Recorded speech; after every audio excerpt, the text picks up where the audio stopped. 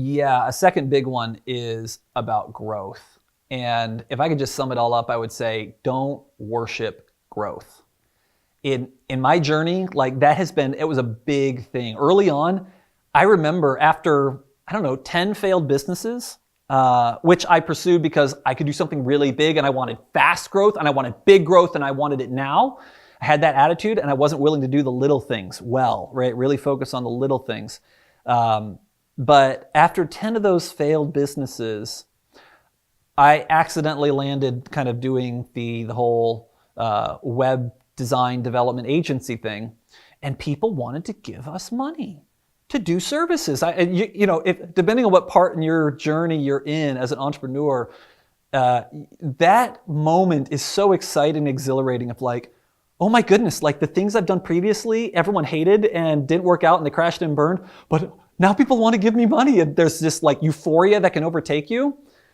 It's so important to curb your enthusiasm because you can dive into that and just focus on grow and worship it and just be like, this is our objective. This is our ultimate objective.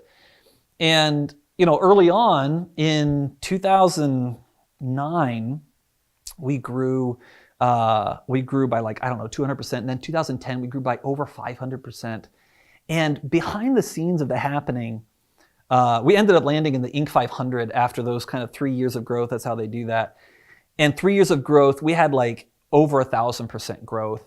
And it's funny, growing up, I'd look at Inc. magazine. I'm like, I want to be on the cover of that someday. That's where I want to be. That's the like, I've arrived if I'd gotten there. And then we ended up at like, some of the 300s in the Inc. 500.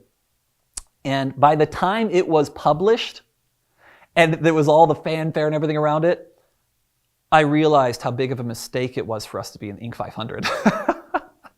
I didn't even get to enjoy it when we landed there. Because by that time, I looked around me and I realized we have grown so quickly. I have over-prioritized this. And you know what?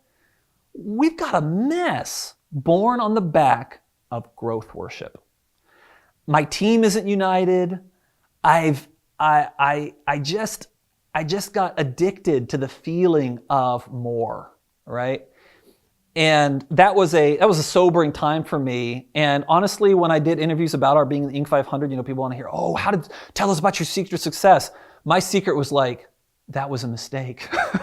So it wasn't the funnest story to tell, but it was true. We would have been a lot better off if we hadn't been in there. We'd have hurt a lot fewer people. That's one of the things I look at. I'm like, man, by growing so fast and putting growth as a higher priority to the people that we serve, whether it was our clients or the people on our team or their families, we hurt a lot of people as a result of that. And that's sobering to recognize. And, that's something that I hope resonates and connects with entrepreneurs out there is, man, never make growth your ultimate objective.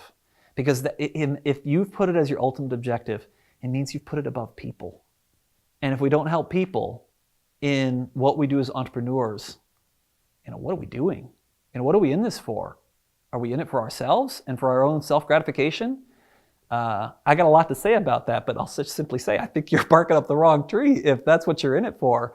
Because I'm telling you, if you get there and you get to gratify yourself, you'll find out that it's kind of empty. So if we're all after serving people, then it never makes sense to put growth above people. Thanks guys for watching this video. I want to invite you to subscribe to the YouTube channel. Let's keep the conversation going with the community questions on the social media channel of your choice. And finally, for more great content like this, go to originalleadership.com.